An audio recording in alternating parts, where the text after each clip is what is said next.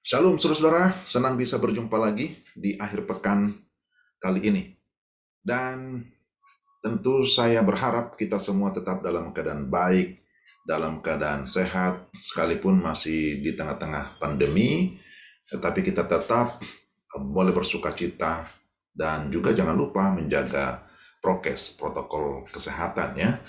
Dan saudara, di akhir pekan ini saya ingin menyampaikan sesuatu yang sangat penting ya, berkaitan dengan keistimewaan kita sebagai manusia. Saudara, pernahkah saudara menyadari bahwa saudara itu begitu istimewa, istimewa terlebih di hadapan Tuhan. Jadi sebenarnya di antara semua makhluk ciptaan, bahkan termasuk malaikat, kita sebagai manusia, kita memiliki keistimewaan, memiliki kekhususan. Kenapa? Karena satu-satunya ciptaan yang diciptakan menurut gambar dan rupa Allah, atau menurut peta dan teladan Allah, hanyalah manusia. Nah, ini adalah keistimewaan yang kita miliki dibandingkan dengan seluruh ciptaan yang lain.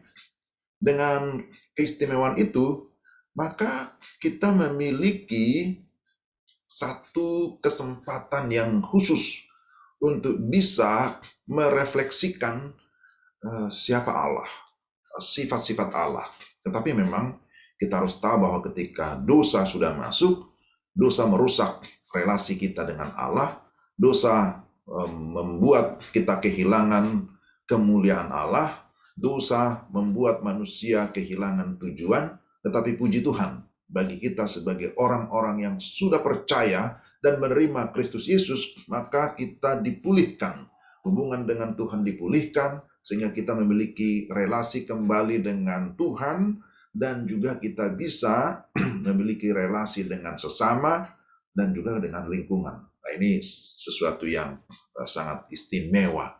Maka dengan pemulihan yang dikerjakan oleh Allah melalui Kristus, kita kembali bisa mencerminkan kemuliaan Tuhan.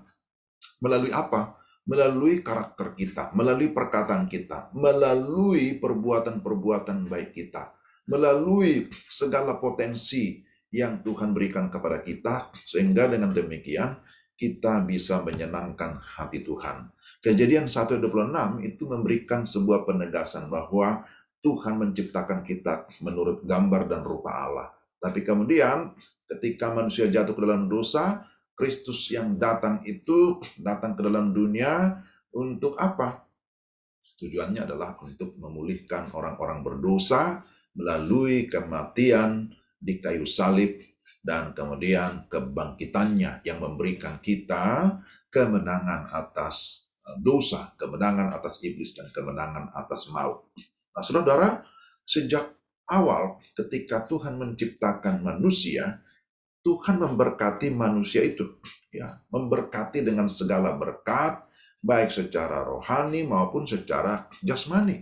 Sehingga Tuhan menyediakan segala kebutuhan manusia itu sungguh luar biasa. Jadi tidak benar ya kalau Tuhan mencipta, lalu setelah itu Tuhan membiarkan ciptaannya, sehingga ya, manusia bisa mandiri. Itu tidak bisa, tidak mungkin.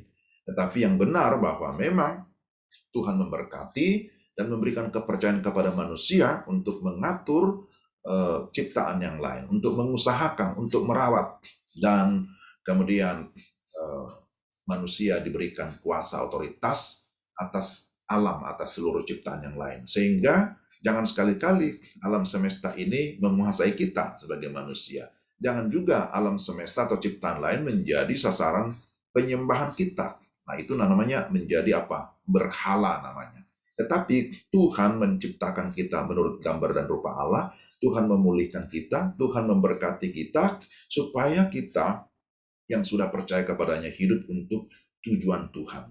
Tujuan yang jelas untuk apa? Untuk menjalankan mandatnya.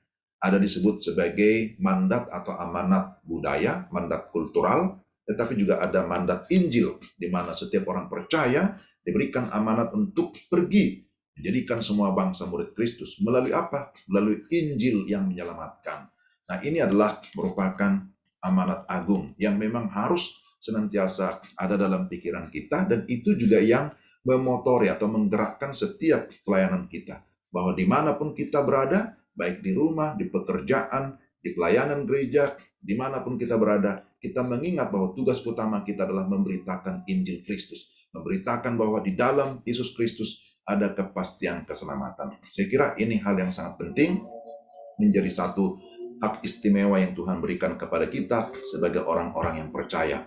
Ya, saya kira saya tidak berpanjang lebar sampai di sini pertemuan kita hari ini. Selamat akhir pekan, mempersiapkan diri, memasuki pelayanan pada esok hari. Kita beribadah sungguh-sungguh untuk memuji memuliakan nama Tuhan. Shalom, shalom, shalom.